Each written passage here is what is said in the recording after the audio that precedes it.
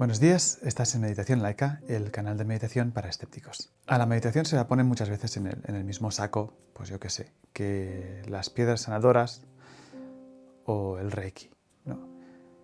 Y es algo que en parte se debe pues, al hecho de que, por ejemplo, encuentras libros de meditación en la parte de espiritualidad al lado de muchas otras cosas para las que no existe muchísima evidencia científica. Y en parte también es porque mucha gente que cree en meditación tiende a creer en esas otras cosas. En este vídeo te voy a explicar qué dice la ciencia de la meditación. Es decir, se han hecho muchos experimentos, ¿no?, para ver si funciona, por ejemplo, el Reiki o la homeopatía. Y también se han hecho muchos experimentos para ver si funciona la meditación. Y resulta que la evidencia, las pruebas de que la meditación funciona para muchísimas cosas distintas son abrumadoras. Entonces, antes de empezar, quiero un poco hablar de qué es lo que he buscado en los artículos que voy a mencionar, porque no toda la investigación nace igual. Entonces, yo, como sabes, soy físico de formación y sé que hay que ir con mucho cuidado con cómo seleccionamos la investigación, pues porque algunos investigadores son más serios y usan métodos más fiables y otros pues no tanto, ¿no? Entonces, en ciencias humanas, es decir, por ejemplo, en psicología, hay muchísimos problemas en diseñar un buen experimento. Y el problema principal es que existe el efecto placebo, que supongo que tú conocerás, pero la idea básica es que si yo te doy una pastilla con agua y azúcar y te digo que te va a ayudar con el constipado o el dolor de cabeza, pues hay un gran porcentaje de gente que se va a sentir mejor después de tomarse la pastilla de agua y azúcar. Entonces, si yo quiero saber si un nuevo medicamento es efectivo, lo que no puedo hacer es comparar a gente a la que no doy medicamento y gente a la que sí que le doy medicamento. Porque si hago eso, seguro que aunque mi medicamento no funcione, alguna gente se va a encontrar mejor por culpa del efecto placebo. Así que yo lo que tengo que hacer es dar a un grupo de participantes, les tengo que dar un placebo, y a otro grupo de participantes les tengo que dar mi medicamento. Entonces yo lo que veo es si mi medicamento tiene un efecto mayor que el del placebo, porque si tiene un efecto que es igual al del placebo, entonces es indistinguible de un placebo, y con lo cual yo no puedo concluir que eso sea efectivo. Las cosas como, por ejemplo, el Reiki o la homeopatía, en toda la investigación que se ha hecho, al menos toda la investigación seria que se ha hecho hasta la fecha, por ejemplo, no se ha demostrado que sea más efectivo que un placebo. Eso no quiere decir que a ti no te funcione, precisamente por el efecto placebo. Y incluso si sabes que existe el efecto placebo, sigue funcionando. O sea que tampoco pasa nada que yo ahora te haya explicado esto. Esperemos. Ese es el primer obstáculo que tenemos al intentar descubrir la eficacia de la meditación. Porque, por ejemplo, si yo tengo un grupo de participantes a los que no les hago ninguna intervención y otro grupo de participantes a los que les hago meditar, el grupo de participantes a los que les hago meditar se va a sentir mejor, seguro, por el efecto placebo. Es decir, les podría haber hecho meditar, bailar o tocar los bongos. Como es una intervención contra ninguna, va a tener más efectividad. Es decir, que cuando tú quieres saber si la meditación es efectiva, lo que tienes que hacer es compararlo con otra intervención estándar cuyos efectos ya conoces y entonces ver cuál de ellas es más efectiva. Por ejemplo, si estás estudiando los efectos contra la depresión, pues a un grupo les puedes dar terapia estándar, a otros les puedes dar Prozac y a otros les puedes dar depresión. Y entonces tú ves cuál tiene mayor efecto en la depresión.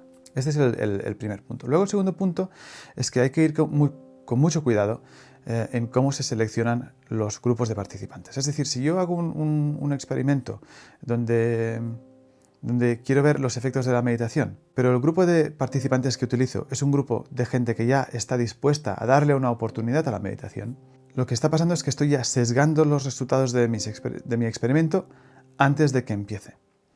Porque el grupo de participantes no es un grupo de participantes común, sino que tienen ya la característica de que les gusta o están dispuestos a probar la meditación. Entonces, un buen estudio tiene que ser escogido aleatoriamente, es decir, la gente a la que yo elijo y comparo, se tiene que escoger de forma aleatoria para evitar precisamente este tipo de sesgos. Entonces, lo que queremos en general, ¿no?, son experimentos que tienen a los participantes elegidos aleatoriamente y que controlan ciertas características que podrían ser causantes del efecto. Es decir, yo qué sé, si yo hago una intervención en educación, yo me tengo que asegurar, por ejemplo, de que controlo nivel económico.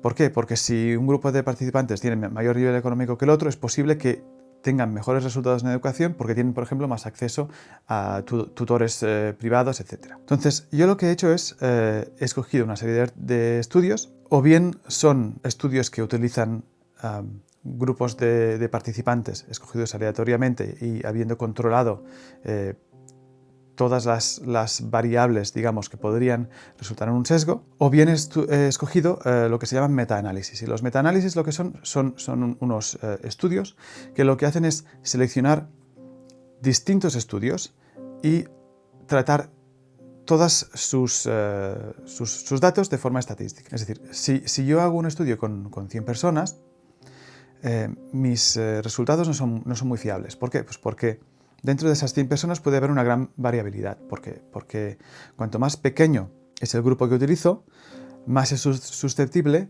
a que, por casualidad, ¿no?, estas personas sean especiales de alguna forma.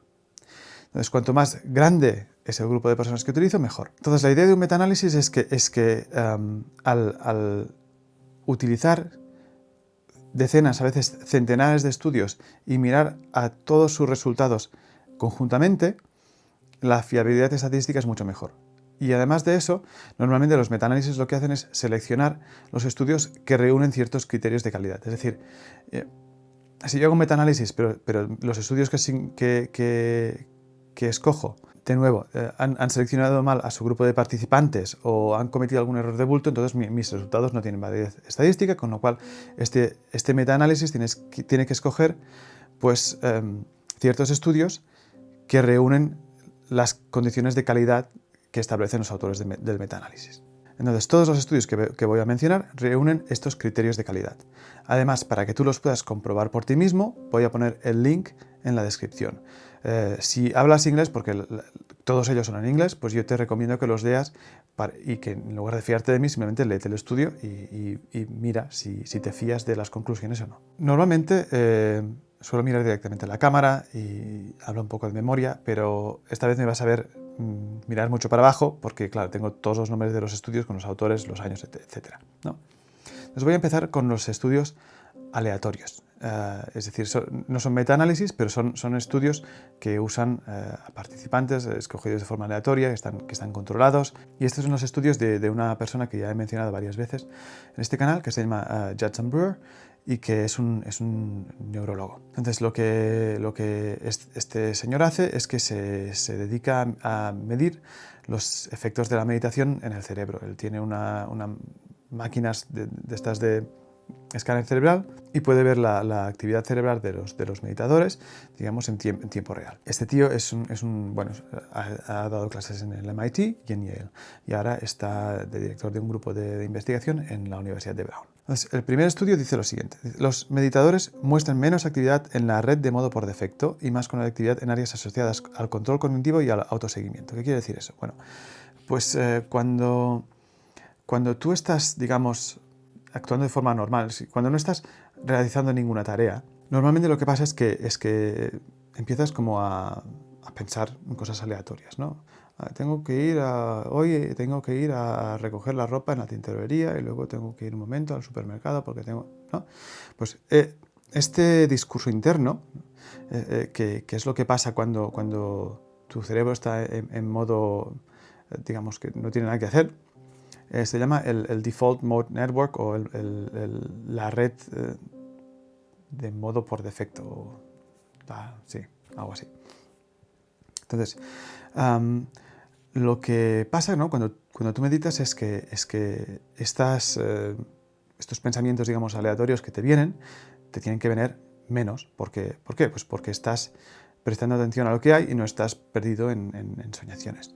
Bueno, pues resulta que efectivamente si tú pones a un tipo en un escáner cerebral y le mires el cerebro mientras realiza distintas tareas, pues efectivamente el Default Mode Network se activa muchísimo menos en meditadores que en meditadores. Otro estudio que ha hecho este hombre es sobre la adicción. Ha estado estudiando mucho cómo la meditación puede ayudar a dejar de fumar, y de hecho incluso tiene una aplicación, creo, que te puede ayudar a dejar de fumar si es algo con lo que estás lidiando. Y lo que ha visto es que la meditación es tan efectiva para dejar de fumar como la terapia prescrita por la Asociación contra Fumar, de los Estados Unidos, pero con una cosa que es aún mejor, que es muchísimo más difícil recaer si lo haces con meditación. Es decir, dejarlo, la meditación es tan efectiva como la terapia, estándar, pero una vez lo has dejado, si has seguido la terapia estándar, tienes muchos más números de volver que si has usado la terapia, basada en la meditación. De nuevo, pondré los dos estudios en la descripción y puedes verlos por ti mismo y ver un poco qué dicen. Ahora voy a empezar ya con los metaanálisis. Y voy a empezar con un metaanálisis que era inicialmente de 2002, pero veo que ha sido revisado constantemente, porque cuando me lo he leído he visto que hace referencia a muchos artículos pues, de 2018, de 2014, etc. Es decir, que lo deben ir actualizando.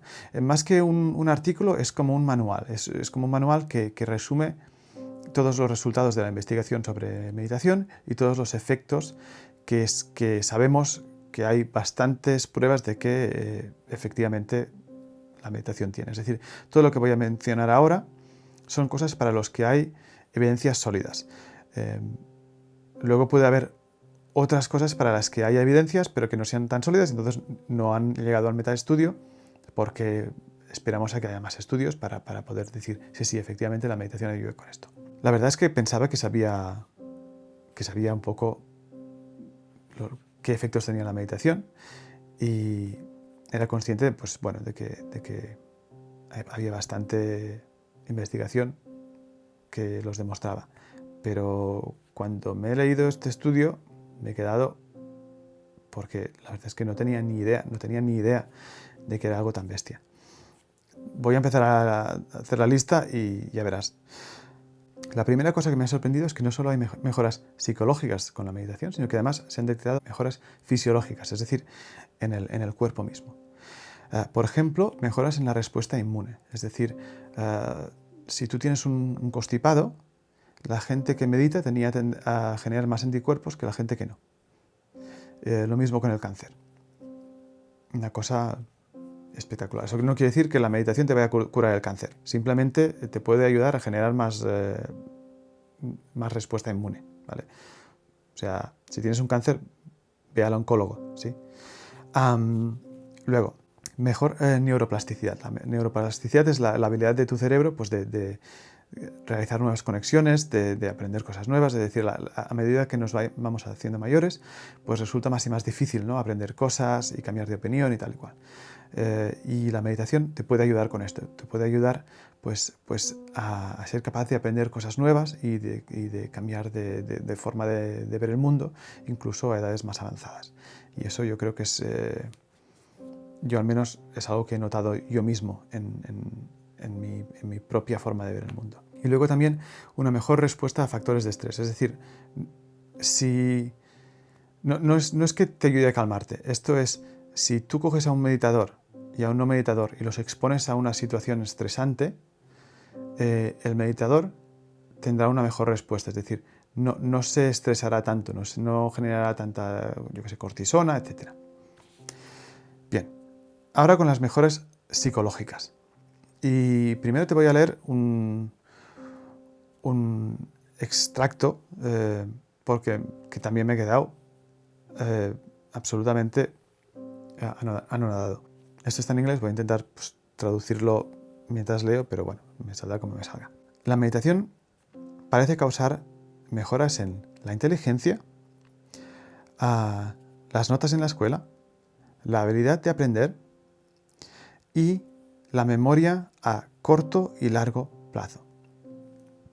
Y luego, sobre todo esto es lo más importante, incluso cuando hemos controlado por edad, nivel educativo, nivel de interés en meditación, el nivel educativo de los padres y cuánto dinero ganan los participantes, el grupo que hacía meditación mejoró significativamente en todas esas medidas comparadas con el grupo de control.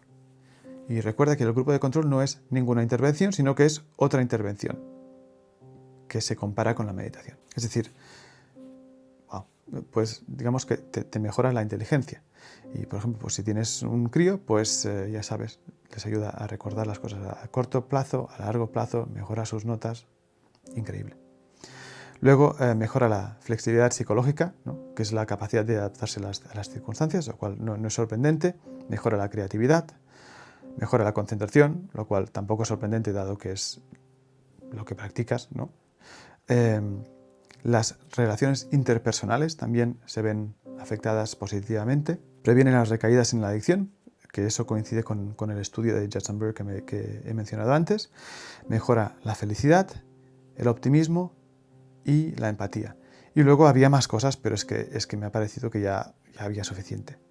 De todas formas, si te interesa, pues pondré el artículo en la descripción y te lo lees. ¿Qué más? Luego hay otro estudio de 2018 que lo que dice es que hay pruebas consistentes de la eficacia del mindfulness para la depresión, el dolor crónico, fumar y la adicción. De nuevo, esto es un metaestudio, es decir, esto toma un montón de artículos de investigación que se han hecho hasta el momento y mira si hay cosas que estadísticamente, digamos, hay evidencias sólidas para ellas. Y eso es lo que menciona. Yo te puedo decir de forma personal, esto es evidencia anecdótica, así que no te la tomes muy en serio, que yo personalmente tengo una tendencia a la depresión y la meditación me ha ayudado considerablemente. ¿Qué más? Luego hay un estudio de 2009 y lo que dice es que el Mindfulness-Based Stress Reduction, o sea, es una técnica basada en mindfulness para reducir el estrés, que es efectivo en pacientes con cáncer en su mejora psicológica y que podría serlo, pero que no hay suficiente evidencia, en la mejora de su salud, pero que se necesita más investigación. De nuevo, la verdad es que si te metes en meditación, métete por las mejoras psicológicas. Que te mejore la salud, pues bueno, mira, es un bonus, pero no te va a curar el cáncer, ¿sí? ¿Qué más?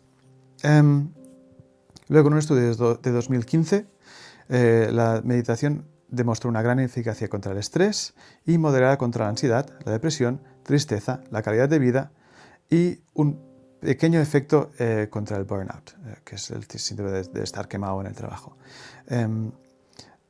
De nuevo, cuando aquí dicen moderado, no quiere decir que sea poco, son efectos estadísticos. O sea, moderado es bastante y mucho es espectacular. Y finalmente, un estudio de 2013 que dice que el MBT, que es Mindfulness Behavioral Therapy, que es una variación del Cognitive Behavioral Therapy, es decir, que el Cognitive Behavioral Therapy es terapia cognitiva de comportamiento, que bueno, es digamos la terapia más estándar que se usa hoy en día en psicología, y hay una variante que usa más mindfulness. De todas formas, incluso el Cognitive Behavioral Therapy creo que hay bastante mindfulness incorporado. Pero bueno, pone que es un tratamiento efectivo para una gran variedad de problemas psicológicos y es especialmente efectivo para reducir la ansiedad, la depresión y el estrés. Entonces, como ves, hay evidencias muy sólidas de que la meditación no es un placebo, no es comparable a otras, digamos, terapias alternativas para las cuales, bueno, hay más o menos pruebas de que funcionan. La meditación es algo que se ha investigado a fondo, además cada vez más porque cada vez las pruebas de que funciona son mayores, con lo cual hay muchísimos psicólogos y neurólogos que se interesan en el tema. Y es una de esas cosas con las que es un poco extraño, ¿no? O sea, si a ti te dijeran, tengo una pastillita que no tiene efectos secundarios, Y si te la tomas cada día, vas a estar más feliz, te vas a estresar menos, te vas a concentrar mejor, vas a ser más listos. ¿Tú no te la tomarías? Pues es que tienes esa pastillita. Es gratis. La meditación si la haces 10 minutos al día, incluso 5, y en 2 semanas ves unos efectos increíbles. Y piensas, realmente es algo que es gratis, que no tiene efectos secundarios y que tiene unos efectos tremendos, tremendos en tu bienestar.